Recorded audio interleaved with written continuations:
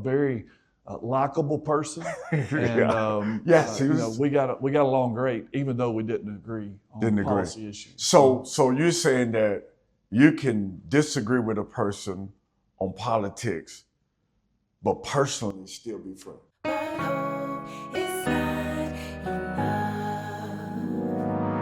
How has your faith affected I know your belief system and values are rooted and grounded in faith, but how has that affected your politics? Because you got one side who says, Jesus says, man, feed the poor, do this. You got another side that says business owners need to be able to, and balancing that, you're not going to please everyone. Right. And sometimes you have to choose a side, not meaning that you don't agree with the other side, or maybe I'm just more focused on this. How do you handle that?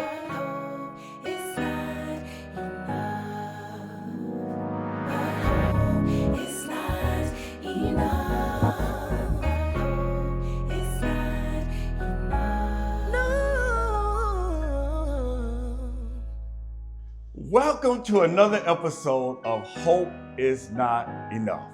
Now, my name is Mansfield Key III, known to most as OP Key, and I have a very special guest with me today. House of Representatives, Jamie Kiel. Yes, People see you today. I mean, I've been excited. I was trying to think, I was like, what questions do I ask? I mean, you attended Northwest Shoals, the University of North Alabama, and then you go from a businessman to politics. Now, as a kid, was that a desire that you had?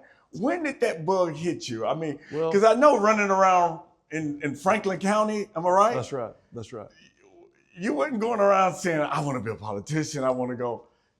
Tell me a little bit about your story when you were growing up. And what were your thoughts? I grew up in rural Alabama in Tharptown. Tharptown. Most folks will have never heard of. Yes, I know where that is. Mom and Dad were both educators. Mom was a history teacher, and so a lot of our family vacations centered on history and government and that type thing. And so I was immersed in that education early on. And so my dad's also a businessman, and so all right, there go to business. All right, I was wondering where they.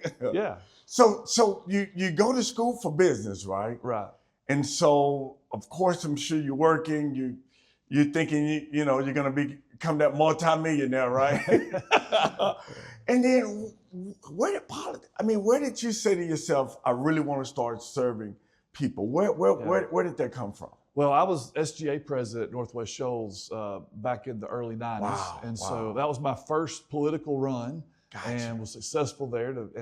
So were you always kind of like that leader, even in school? Not necessarily. No, I'm probably the most least likely to succeed in politics.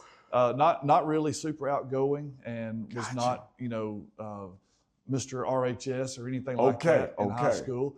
I was at Northwest Shoals, SGA president, started my business after I graduated there, and then went on to UNA, and really went to UNA in the mornings 2 days a week, and then went at night to finish my degree. And so so you were actually building the business while you were started the business. I was 20 years old, and so I'm now 30 years in in that business. So that is. So tell me a little bit about family. So did kids, wife? Yeah. Like how did that play into school, building a family, building a business? Sure. How did you balance that? I'd already established that the business was pretty well established by the time I met my wife. We've been on a blind date.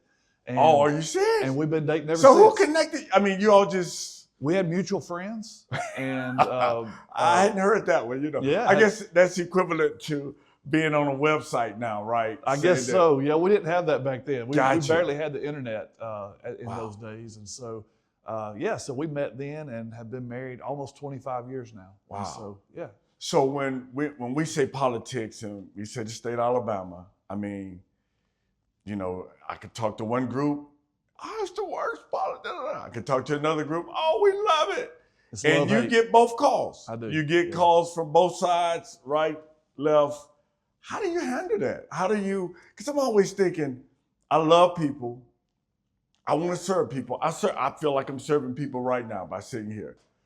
But how do you distinguish, like, man, I feel your pain, and how do you agree to disagree with certain people on certain things? How do you handle that? Well, I've tried to disagree without being disagreeable. Wow. And so, how do you do that? Well, I keep in mind, first of all, that the people that elected me sent me to do a job. Gotcha. And if they decide I'm not doing that job, they'll quit electing me.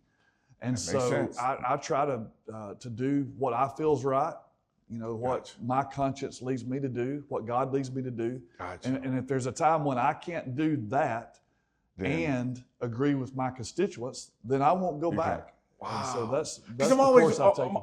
the question I'm always thinking is, I got a group of people here that supported me, and I have their values and beliefs. I have my personal conviction, and then I have my party that I'm serving. Sure. And so sometimes all three of those things may not line up. You know what I mean? Well, like how do you? Well, the key to what you said there, though, is the party that I'm serving. So I don't serve a party. Oh, that's good. I serve the people. You serve the people. And so that's my philosophy, is that I keep serving the people, and it doesn't matter Republican, Democrat, Independent, Libertarian. Gotcha. There's still people that I represent in Montgomery, and so if I can help someone who does not agree with me politically, I'll do that. I don't ask if someone's a independent before I agree. You're to saying help. this is what. So when you get that call from someone who's saying, "Why did you do that? Why did you vote?" You're saying that that's your belief, and hey, this is what I believe. We may not agree, but I made the best decision with the information I had. The information at the you time. had. Sure. I remember we were in Montgomery. I was doing a presentation, and I think we were in Montgomery, and it was it may have been it had to be Montgomery, and you're at a table full. I mean, you all were having a great time, and my wife, she jokes with me, say I'm just like. I can't think of the guy on, boiled shrimp, baked shrimp, Forrest Gump. Yeah. And she said, you just always think that you could just, and so I'm talking like, hey, that guy, I'm going over there. Yeah. And, I'm dapping him up and all this, and he got all of these people at the table with me. You're like, you ought to come by the office, right? Yeah. And I'm like, yeah, I get finished speaking tomorrow at 11:30. Yeah. Now, my wife is with me saying that he's just being nice. He don't really want you to come. That's what she said. I said, well, I'll be there. So he told me to call him. And I'm at the front, and I'm like, hey, I'm here to see Representative Jamie Kiel. So he's like, so they got me in the front, they pat me down and all that. And sure enough, he comes out, he walks me through, and I'm walking, hey, that's Tim Melson. That's, you show me up. And for me, my wife still said, he really? Well, that's the one time that you've been right and your wife wasn't. You get one in your life. I get that one. Was it. And she was like, yeah, he really allowed you. And for me that day, it showed me a lot. You were like, well, sometime they're in, this is where we go. I'm part of Leadership Alabama, and that first meeting, we were in the State House, and I was, I think Representative, is it Marcel Black? Yeah. Who was, and so I was able to actually sit in the seat that he was sitting in, and you had the button where you agree or disagree, and I was able to see that. But when you walked me through, that was a powerful moment for me, because my thoughts were, if I go into politics, can I really function? Because I have some strong beliefs. I have some things that I, believe that, man, this is right, and then someone else may say, man, I don't agree with that. And so the political climate that we're in today, it's almost like you got to be on one side or the other and agreeing to be disagreeable. Since you've been in Montgomery, have you ever had that moment where you said, I'm not sure if you were so twisted that you couldn't, maybe you didn't vote, or you were asking questions, or you needed someone from a mentor standpoint to say, how do you handle this when, who do you go to when you're in that tough situation and you're challenged with a decision? What do you do when you lose the passion but you still have to show up to work every day because you need the paycheck. I mean, you have the degree, you have the skill set to do what you're gonna do, but sometimes we need that boost, right?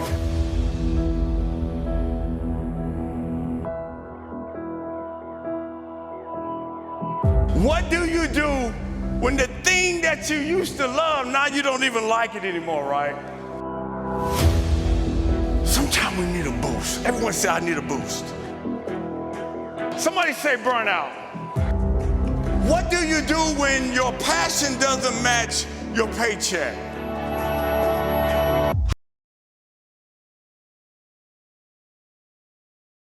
Challenge with a decision. Yeah, well, I mean, the key there is to just gather all the information you can, talk to the people that are experts in the fields. Sometimes they're lobbyists because they know both sides of the issue, listen to both sides. Sometimes. So do you intentionally maybe get someone from the other side to inform you? Sure. Or do you? Okay. Yeah, so you want to hear both sides of the issue and make sure that there's not a blind spot. Make sure you're not missing something. Wow. Because obviously in a situation like that where there's two passionate sides to an issue, you want to make sure you hear both sides. But in the end, you got to take all that information and make the best decision you can. It's funny you said that when we were in Leadership, Alabama, Roger Bedford, we were doing a mock trial. And so it's 75 people. They broke us up into two different groups. And so my group thought that I was a great speaker. Oh. I mean, they thought that I was great. So they selected me to be the attorney for our group. The other group selected, Bedford. Yeah. And so I really thought I had it. Like I was, and so you couldn't decide which side of the issue. They gave you the issue. So it was, should Alabama have a lottery or not? And so our stance was no, for moral and all of these things, and their side. So my group had me to stand up, and I'll never forget. I mean, I'm up there, and we should not have a lottery. How many people here drive to the state of Tennessee and da-da-da-da? Yeah. I mean, I did really well. I thought I did really well. I said morally, and just how can your conscience allow you to, and I mean, I really did a great job. Everyone clapped, it was really good. He gets up there and he drops his head.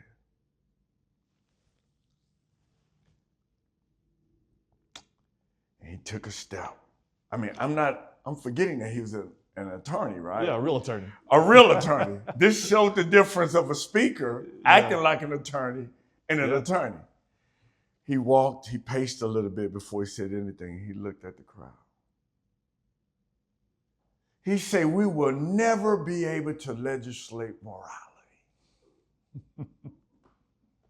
Can you imagine your child wanting to go to school and not having the money? Can you imagine? And he goes through this whole thing about kids not having money to go to school.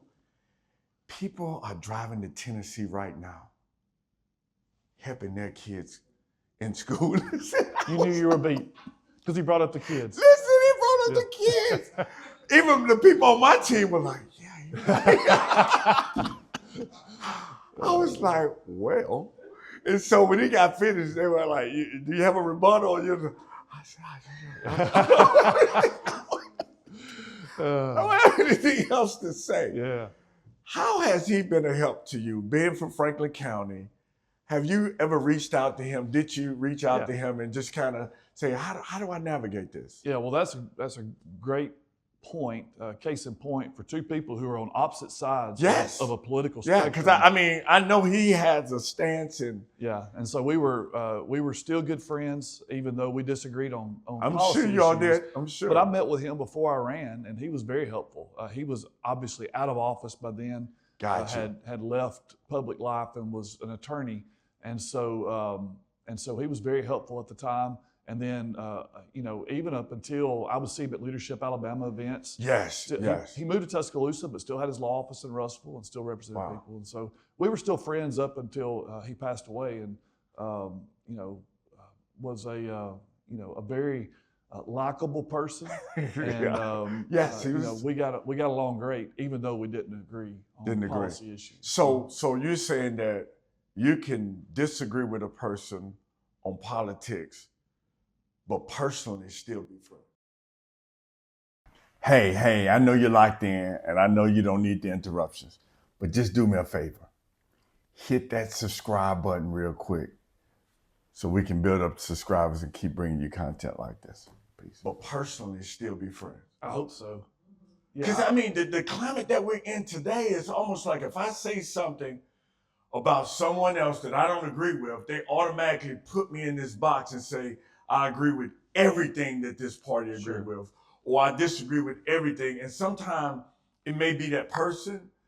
Sometimes it's just that particular issue. And the thing that people may not understand is that you're a person serving people. What is your greatest challenge that you face in the realm of politics and the people that you serve? Well, it's probably a challenge for public service versus I still work full time outside of politics, and then family. And so taking those three things and making sure that I am somewhat balanced, because it was full time with just family and job. Gotcha. And then to add that. And then to add politics. And so to try to balance those things. And I'm sure running a business and you got, you know, your customers who may come in. I was going to rent one of them tractors from you, but man, because you, I mean, have you ever experienced, have anybody ever? It's definitely I would be that guy, you know. I mean, I'm not that guy, but if I was in Russellville and I had a business, I'll be like, because you know, I would be out, I wouldn't picket the business, but I would. I mean, have you ever experienced anything like that? Well, it's definitely better. Anytime the business owner is there, it's better, but that's just not always practical. So we're open 6 days a week, and wow. And so, And you serve those people who come into your business, and we do. And our employees are great. They take care of them like I would. I have shown them how to do what I do. So you've demonstrated, hey, this is how we take care of customers. This is how we. So you've never had any run-ins between the politics and your business. I mean, if there is, I don't know about it. Maybe some people don't come because of that. I don't know. Okay, I didn't think of let that bleed over. I don't wear. I mean, I'm an Alabama fan. I don't have Alabama things in my office. I don't wear Alabama shirts to work. Because I want to sell things and serve people to everyone who are Auburn fans also. I try not to let that be a division, you know, whether it's religion or Alabama Auburn football or politics or whatever. Speaking of religion and spirituality and church, I don't know if I heard through the grapevine that is it music or singing or something? You want to share a little bit? No, just kidding. Well, no, I won't sing now, but I was a music director at my church for 20 years. Right, that's... Still play the piano every Sunday. Are you serious? Mm-hmm. So what was your favorite, you know, I'll fly. I'll fly away, that's great. I get to fill in now that I'm not, you know, doing that every Sunday, leading the music from the pulpit. I get to fill in at various churches, and that's helpful. Hey, I know you're locked in, and I know you don't need the interruptions, but just do me a favor. Hit that subscribe button real quick so we can build up subscribers and keep bringing you content like this. Peace. How has your faith affected I know your belief system and values are rooted and grounded in faith, but how has that affected your politics? Because you got one side who says, you know, Jesus says, man, feed the poor, do this. You got another side that says business owners need to be able to, you know, and balancing that, you're not going to please everyone. Right. And sometimes you have to choose a side, not meaning that you don't agree with the other side, or maybe I'm just more focused on this. How do you handle that? Well, I think they're inseparable. As much as people would like to talk about the separation of church and state, I think they're inseparable. We were founded on In God We Trust. Gotcha. And my life's experiences have been, you know, founded in church, a relationship with God.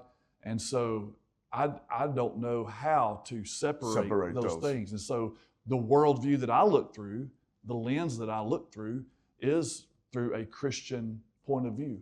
Wow. And so I know people see things differently from different points of view, but you know, when a lot of people say separation of church and state, you know, that was a thing. That's but you're saying they shouldn't be separated. Or Or for you, you looking through the lens of your faith. I don't see how a political viewpoint can be separate from your world viewpoint. Gotcha. And my world viewpoint is through a Christian lens. So someone watching us right now who thinking to themselves, maybe I want to go into politics, maybe I don't.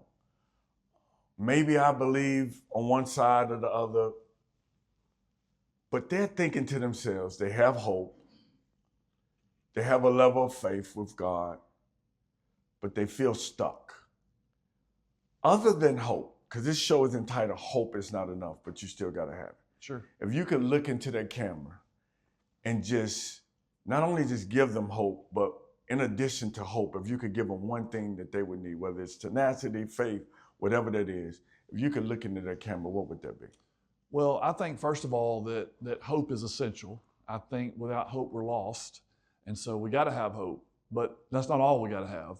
I think it's important to have perseverance. I think there is a term, grit, that is sometimes hard to explain and hard to identify, but that perseverance, and for me, it's a sense of urgency at times to not wait and put off till tomorrow what we could go ahead and start today. My pastor preached Sunday about depression and how people become depressed. And one of the ways to overcome that and to have hope is to do something. It doesn't matter how small, but make a step towards something. And so I think those small steps, I think lead to more hope and eventually, hopefully, to your success. So you heard it first. Jamie Kiel, hope is not enough, but we still gotta have it. You know, there's a scripture that says, hope deferred makes the heart sick. And when we lose that hope, because hope gives us motivation, and motivation is what drives effort, and effort produces results.